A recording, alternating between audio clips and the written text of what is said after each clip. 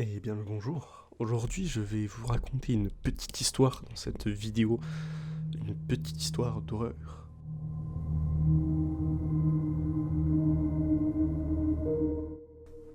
Aujourd'hui je vais vous raconter l'histoire de Jérémy, un garçon de 17 ans qui vit chez ses parents, scolarité classique, plutôt bon élève, un caractère curieux mais un peu renfermé sur lui-même, à savoir que Jérémy est passionné par les animaux, c'est son refuge quand il se retrouve seul. Au moment de l'histoire, on se retrouve en automne, le soleil se couche tôt, les températures sont froides, en bref, les activités de plein air ne sont pas d'actualité.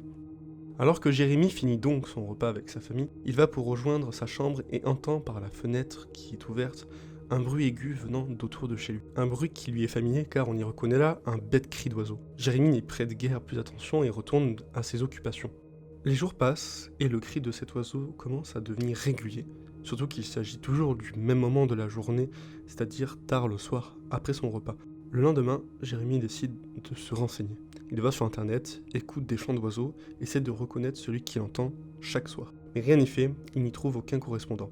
En creusant toujours plus, il tombe sur des forums de personnes ayant perdu des oiseaux de compagnie, et qui justement s'aident les uns les autres grâce au cri des oiseaux pour pouvoir les retrouver. Ni une ni deux, Jérémy fonce sur son ordi en rentrant des cours, et cherche sur tous les sites d'animaux perdus.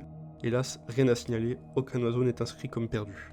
Le lendemain soir de ses recherches, plus de cris, plus rien, un silence assourdissant, et le silence dure un mois entier. Jusqu'à ce soir, où alors que Jérémy profitait de sa soirée pour regarder un film, le bruit se mit à reprendre, mais quelque chose était différent. Le cri semblait plus fort, plus distordu, jusqu'à provoquer des sueurs froides et des sentiments de malaise. Le son ne durait qu'un laps de temps, mais suffisant pour installer un sentiment d'angoisse et faire perdre le sommeil de jour en jour à Jérémy. Puis vint le week-end, 2 jours de repos qui venaient à point nommé afin de pouvoir échapper à cet enfer qui ne faisait que se répéter chaque jour. Malheureusement, le week-end semblait mal engagé. Le bruit ne semblait même plus s'arrêter, redoublant d'intensité. Sa mère, inquiète de son état, lui demanda ce qu'il se passait.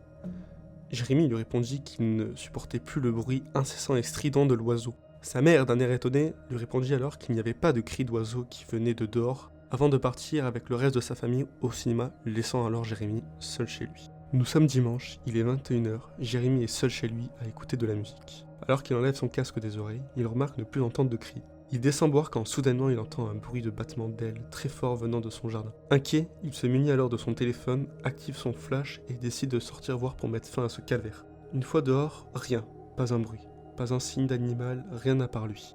Au moment de se retourner pour rentrer chez lui, une paralysie se met soudain à traverser son corps. Il fait tomber son téléphone et se retrouve sans voix en remarquant se trouver désormais complètement perdu au milieu d'une forêt. Il est 8h, nous sommes lundi, les cours ont commencé et Jérémy est absent, depuis déjà 3 mois. Porté disparu, un squelette sera retrouvé dans une forêt non loin de chez lui. Un squelette ensanglanté, suspendu dans les branches d'un arbre, recouvert de plumes d'une taille inimaginable.